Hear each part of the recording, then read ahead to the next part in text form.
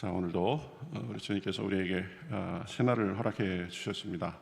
다 같이 찬송가 93장 같이 하시겠습니다. 찬송가 93장입니다.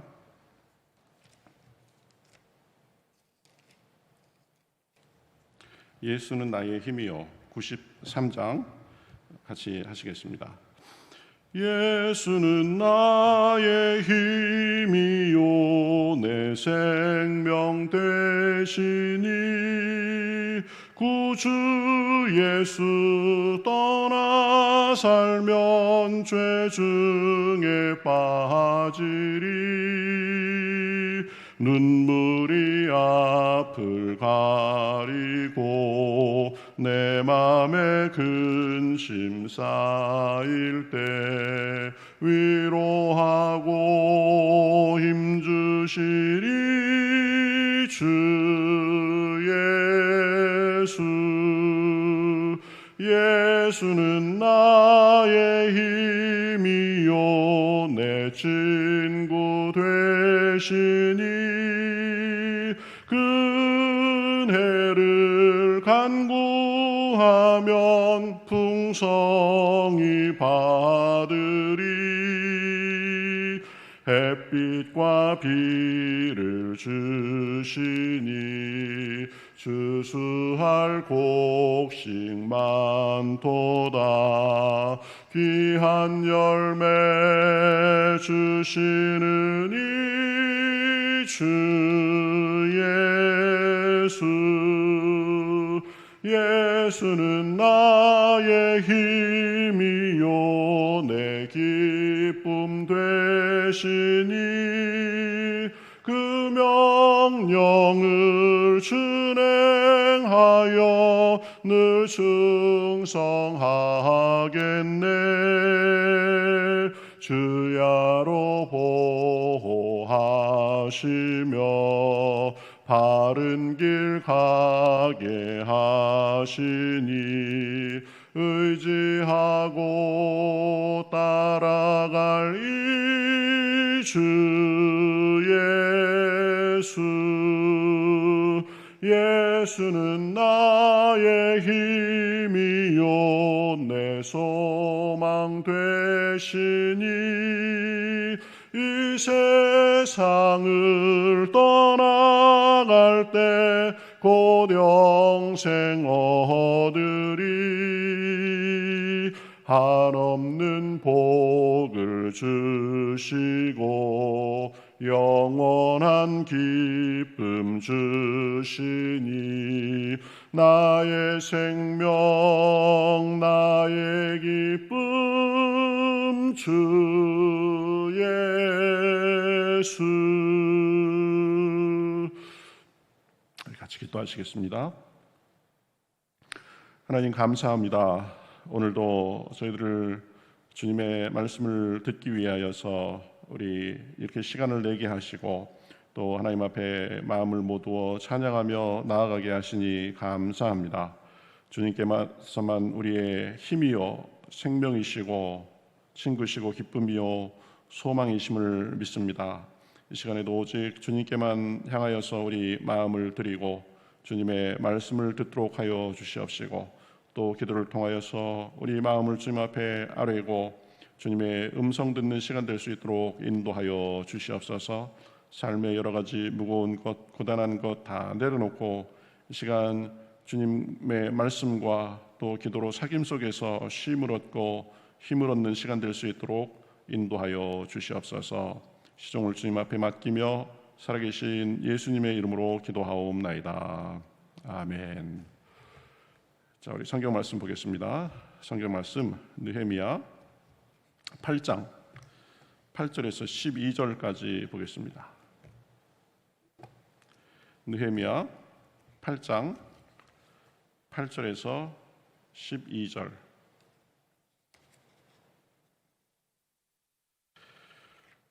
제가 읽겠습니다. 하나님의 율법책을 낭독하고 그 뜻을 해석하여 백성에게 그 낭독하는 것을 다 깨닫게 하니 백성이 율법의 말씀을 듣고 다 우는지라. 총독 느헤미야와 제사장 겸 학사 에스라와 백성을 가르치는 레위 사람들이 모든 백성에게 이르기를 오늘은 너희 하나님 여호와의 성일이니 슬퍼하지 말며 울지 말라 하고, 느헤미야가 또 그들에게 이르기를 너희는 가서 살찐 것을 먹고 단 것을 마시되 준비하지 못한 자에게는 나누어 주라. 이 날은 우리 주의 성일이니 근심하지 말라.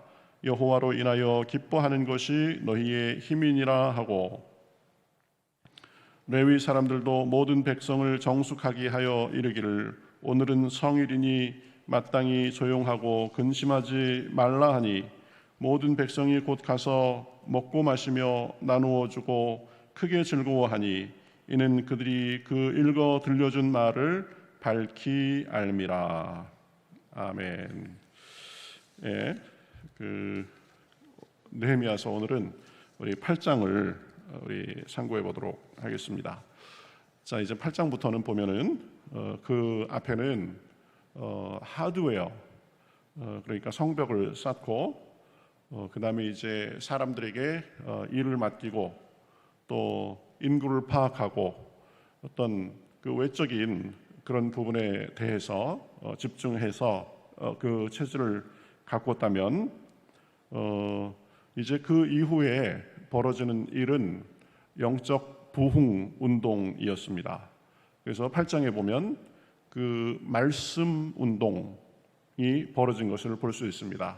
그 말씀 운동은 그냥 말씀만 보고 그렇게 끝나는 것이 아니라 그것은 자연스럽게 예배 그리고 부흥, 아주 진정한 그 예배가 이루어지고 또 자연스럽게 예배가 회복되니까 부흥회 같은 그런 예배가 되었습니다.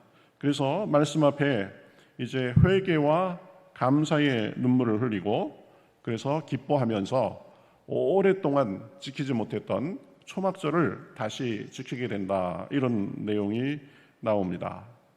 우리가 생각해 보면 성벽을 쌓고 이제 그 예루살렘을 다스릴 사람도 임명하고, 그리고 성벽 성문을 관리할 사람도 임명하고, 또 그 성벽을 어떻게 방어해야 되는지 그런 것도 다 분담을 하고 했으니까 이제 조금 살만하다. 그래서 우리가 너무 오랫동안 이제 일을 하고 사람들이 지쳐 있으니까 좀 쉬자, 이렇게 할 수도 있었을 텐데, 이 느헤미야에서 보면 정말 지금부터가 시작이다, 사실은 그런 자세로 말씀을 가까이 하는 것을 볼 수 있습니다. 우리가 살면서 정말 필요한 것, 우리의 근원적인 힘, 그것은 영적인 부흥이죠. 우리가 다른 것은 다 잘 돼가는데 만약에 영적인 것에 소홀하고 그 우선순위가 잘못됐다, 그러면 그것은 잘 되는 것이 아닙니다. 왜냐하면 언제 흔들릴지 모르는 상태로 사는 것이기 때문입니다. 그래서 우리가 영적인 부분을 얼마나 중요하게 생각하고 그 하나님과의 굳건한 그 관계, 그 하나님께 우리가 철저히 살고 하나님 앞에 예배하는 그것이 얼마나 잘 토대가 잘 돼 있느냐, 그 위에 우리의 다른 삶이 이렇게 잘 쌓여져야 된다라는 것입니다. 그래서 오늘 우리가 보게 되는 그 느헤미야서의 그 성벽 건축을 완성한 후에 그 영적인 부흥 운동은 우리에게도 굉장히 시사하는 바가 큽니다. 저 보면 이제 7대째 달 초하루에 모든 백성들이 수문 앞 광장에 모였습니다. 여러분 중에 이 수문이 있는데 거기 광장에 아마 많은 백성들이 모일 만한 그런 광장이 있었던 것 같습니다. 거기에 모여가지고 새벽부터 정오까지 제사장 겸 학사인 에스라가 이제 그들에게 율법책을 읽어줍니다. 그 율법의 어떤 내용일까? 그것은 언급하지 않기 때문에 알 수 없습니다. 아마도 하나님의 사랑과 또 백성들의 그 목이 고듬, 어떤 그런 것들에 대해서 얘기하지 않았나 생각합니다. 자, 백성들은 에스라가 읽어주는 그 말씀을 서서 들었다, 이렇게 말하고 있습니다. 그러니까 새벽부터 정오까지 서서 들었다. 이 말씀에 대한 아주 보면 진지하고 경청한 그런 태도를 우리가 볼 수 있습니다. 말씀을 듣는 자세가 잘 돼 있는 거죠. 겸손하게 마음을 열고 옷깃을 여민 채로 하나님께서 나에게 무슨 말씀을 하시는지 그런 태도로 경청했다라는 것입니다. 이제 율법을 새벽부터 정오까지 읽고 나서 에스라는 하나님 여호와를 송축합니다. 그러니까 말씀을 읽고 여러분 다 알아들었죠? 그러고 끝나는 것이 아니라 하나님 앞에 더 본격적인 예배의 행위를 하는 거죠. 하나님만이 위대하십니다. 하나님만이 크신 분이십니다. 은혜로우신 분이십니다. 높으신 분이십니다. 뭐 이런 식으로 하나님을 송축했겠죠. 그러니까 백성들은 손을 들고 아멘하고 응답하며 몸을 굽혀 얼굴을 대고 여호와께 경배했다라고 말합니다. 에스라는 여기서 예배 인도자가 된 거죠. 그리고 백성들은 예배에 참석한 성도들이 돼서 손을 들고 여호와의 그 에스라의 여호와를 송축하는 말에 아멘하고 응답하면서 몸을 굽혀 얼굴을 땅에 대고 여호와께 경배했다. 지금 하나님 앞에 드리는 예배의 행위가 지금 일어나고 있는 것을 볼 수 있습니다. 여러분, 우리가 늘 기억해야 될 것은 예배는 사람이 하나님께 드릴 수 있는 최고의 행위다라는 것입니다. 겸손하게 엎드려서 하나님의 위대하심을 높여드리는 것, 이것이 예배입니다. 하나님의 선하심에 대해서 감사하고 하나님의 인자하심에 대해서 감사하고 우리의 몸과 마음과 정성을 드리는 것이 예배입니다. 그러면서 자연스럽게 삶 속에서 하나님의 사랑을 받고 사는 존재로서 우리가 하나님의 영광을 드러내면서 사는 것이 예배입니다. 꼭 기억해야 됩니다. 우리 삶의 목적, 하나님을 섬기고 하나님을 예배하는 것입니다. 그래서 요한복음 4장 24절에 예수님께서 이렇게 말씀하셨죠. 하나님은 영과 진리로 예배하는 자들을 찾고 계신다. 하나님께서 하나님을 진리 안에서 예수 그리스도 안에서 그리고 성령의 인도하심을 따라서 예배하는 사람들을 찾고 있다라는 것입니다. 그러므로 우리가 언제든지 무엇을 하든지 하나님께 예배하는데 최선을 다해야 됩니다. 모이기에 힘쓰고 또 예배 시간을 철저하게 지키고 예배가 우리 삶의 중심이 되도록 해야 됩니다.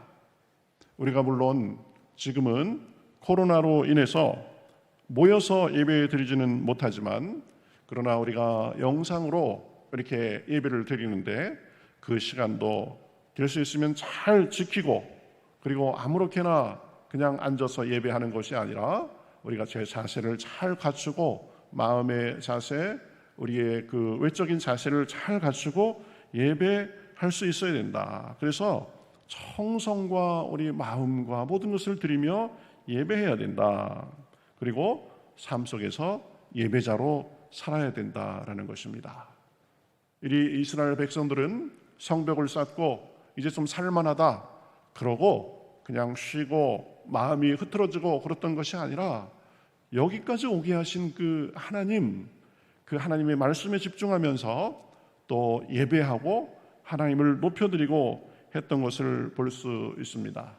그런데요 보면 그 예배하면서 율법책을 읽었다라고 했는데요 7절에 보면 레위 사람들은 율법책을 낭독하고 그 뜻을 해석해서 깨닫게 해 주었다 이렇게 말하고 있습니다. 그러니까 그냥 단순히 성경책만 읽고 만 것이 아니라 그 성경책의 내용을 잘 깨닫도록 그렇게 해석해 줬다라는 거죠. 그래서 예배에서 보면 우리 개신교 예배에서는 이 말씀 성경을 해석한 설교 이것이 아주 예배의 핵심을 이루고 있죠. 예배를 통해서 우리 말씀을 가지고 하나님의 뜻을 깨닫고 하나님의 음성을 듣는 거죠. 그래서 율법책을 낭독하고 그 뜻을 해석해서 깨닫게 해 주었다. 해석해서 깨닫게 해 주었다. 이 설교의 어떻게 보면 가장 좋은 형태입니다. 말씀을 읽고 그 뜻이 무엇인지를 잘 설명해 가지고 사람들이 깨닫게 해 주었다. 그래서 이 말씀이 이런 뜻이었구나. 이 말씀이 이런 뜻이니까 내 삶에는 이렇게 적용돼서 이렇게 살아야 되겠구나. 그렇게 연결을 잘 시켜 주었다라는 거죠. 설교에는 여러 형태가 있습니다.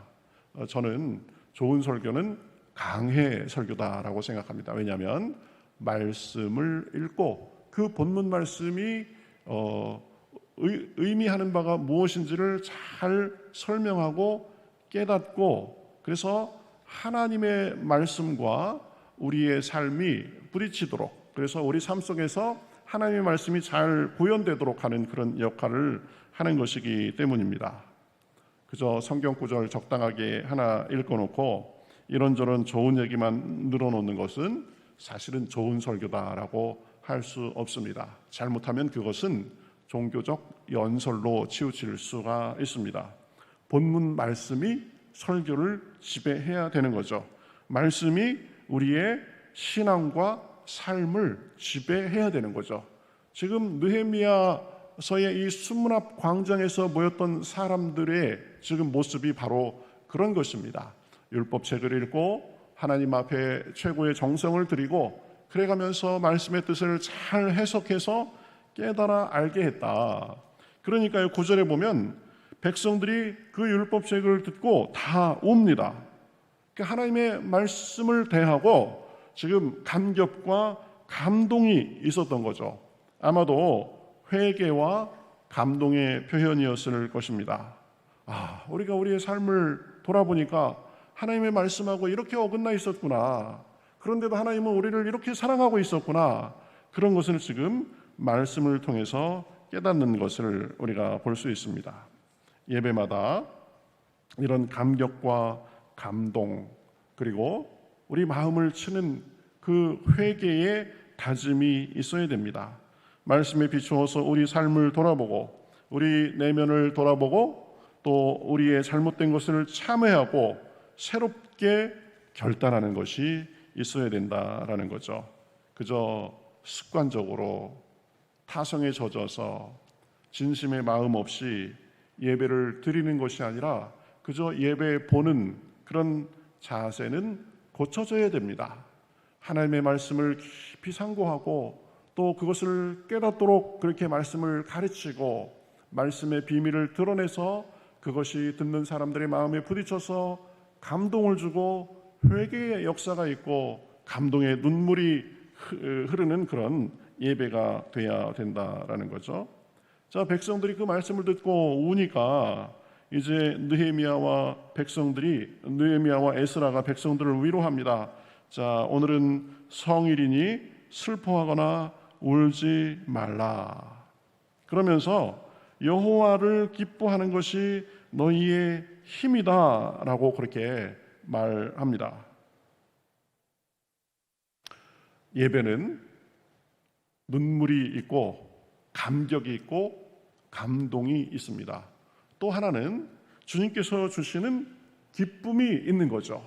하나님 앞에 모여서 하나님의 말씀을 대하고 하나님의 임재를 느끼고 하나님의 용서와 회복을 경험하고 하면서 기쁨이 있는 것입니다. 그래서 눈물과 기쁨, 이것은 예배의 두 면이라고 할 수 있습니다. 말씀에 반응해서 참회하며 가슴을 치고 또 새롭게 부어주시는 은혜에 대해서 기뻐하는 것이 예배입니다. 오늘 느헤미야와 에스라가 말했던 것처럼 여호와를 기뻐하는 것이 우리의 힘입니다. 그래서 예배를 통하여서 하나님 앞에 우리를 드리고 우리의 정성을 드리고 하나님의 말씀을 듣고 그래서 말씀으로 인하여서 우리의 심령이 깨어지고 그 깨어진 마음속에 하나님께서 새로운 다짐을 주시면서 기뻐하도록 하는 것, 그것이 예배의 힘이고 여호와를 기뻐하는 것이 우리의 힘이다라고 이렇게 말하고 있습니다. 근원적인 힘, 세상이 채워줄 수 없는 것을 채워주는 기쁨과 힘이 예배를 통해서 하나님을 만나고 그분을 기뻐하는 것을 통하여서 우리에게 옵니다. 이 세상이 줄 수 없는 참 만족, 이 세상이 줄 수 없는 참 평안, 이 세상이 줄 수 없는 참 소망, 이런 것을 예배를 통하여서 하나님이 주시는 것을 통하여서 우리가 얻을 수 있는 거죠. 그래서 찬송가 주가 나와 동행을 하면서 나를 친구 삼으셨네. 우리 서로 받은 그 기쁨은 알 사람이 없도다. 하나님을 예배하고 하나님을 섬기고 하나님을 진심으로 만난 사람에게는 하나님만이 주실 수 있는 기쁨과 힘이 있는 것입니다. 갈수록 그러한 기쁨과 그 기쁨을 나눈 간증이 많아지실 수 있기를 바라겠습니다. 하나님을 기뻐하는 것보다 다른 것이 우리를 더 기쁘게 하고 우리 마음을 설레게 한다면 우리는 조심해야 됩니다. 그것이 우상이 될 수 있기 때문입니다. 여러분, 우상이 무엇입니까? 하나님보다 앞세우는 모든 것은 결국 우상입니다. 돈도 필요하고 또 명예도 좋고 또 우리가 우리 삶의 성공을 쫓고, 그렇지만 그것이 하나님보다 앞세워진 일이라면 그것이 우상이 될 수 있습니다. 자신의 취미나 욕심이나 그 어떤 것도 하나님보다 우선될 수는 없습니다. 왜 그런가요? 그것이 우리를 기쁨과 만족과 영원한 세계로 결코 인도해 주지 못하기 때문입니다. 그렇기 때문에 하나님만이 주실 수 있는, 하나님이 우리 인생의 근원이시고 힘이시고 능력이시고 우리에게 참 만족과 기쁨을 주실 수 있다라는 사실을 알고 우리의 순서를 바로 해야 될 것입니다. 이제 이 말씀과 예배를 통한 그 회개, 그리고 하나님의 말씀을 깨닫는 그 기쁨을 맛본 후에 백성들은 이제 초막을 짓고 초막절을 지키기 시작합니다. 그래서 초막을 짓고 그 안에 거하면서 에스라는 매일마다 율법책을 낭독하면서 절기를 지키기 시작합니다. 말씀의 축제가 하루가 아니라 이제 초막절은 7일 동안 지키는 절기인데 보면은 8일째까지 에스라가 말씀을 그렇게 읽고 했다라고 말을 하고 있습니다. 초막절은 이스라엘 백성들이 40년 동안 광야에서 생활한 것을 기념하는 절기입니다. 그래서 초막 텐트를 치고 거기에 살면서 우리가 광야에서 이렇게 참 고생하며 살았었다. 그런데 그 광야의 그 시간 동안에 하나님께서 우리에게 이렇게 공급해 주셨다. 그런 것을 회상하는 그런 이스라엘의 사실은 최대의 절기였는데 이것이 여호수아 이후로 잘 지켜지지 않다가 지금 다시 회복되었다라고 말합니다. 그래서 7일 동안 지키는 절기가 8일째까지 이어지고 그런 것을 통하여서 진정한 영적 부흥이 이루어지고 있는 것을 우리에게 가르쳐 줍니다. 오늘 말씀 정리하겠습니다. 건축을 완료하고 이제 삶의 기본 체제를 잡고 제일 먼저 이스라엘 백성들이 한 것은 말씀을 듣고 그 말씀에 회개하고 또 그 말씀으로 인하여서 기뻐한 영적 부흥의 행위였습니다. 예배가 회복되고 그야말로 부흥회가 벌어진 거죠. 그래서 말씀을 낭독하고 하나님 앞에 경배를 드리고 그 말씀의 뜻을 잘 해석하고 그것에 대해서 감격하여 울고 또 여호와로 인하여서 기뻐하고 또 초막절을 다시 지키게 되었습니다. 우리의 신앙의 모습도 이루할 수 있기를 바라겠습니다. 모든 것에 영적인 것이 우선돼야 됩니다. 말씀 보고 예배하고 기도하고 또 하나님의 뜻을 잘 헤아리고 깨달아서 순종하고 그럴 때에 우리의 삶이 든든히 서 나갈 것입니다. 참 어렵고 힘든 이 삶에서도 이스라엘 백성들이 누렸던 참 기쁨을 우리가 누릴 수 있을 것입니다. 우리 교회도 날마다 온전한 예배를 드리고 주님이 주시는 기쁨과 은혜를 모든 성도들이 날마다 마음껏 누리실 수 있는 그런 날들이 되기를 주님의 이름으로 축복합니다.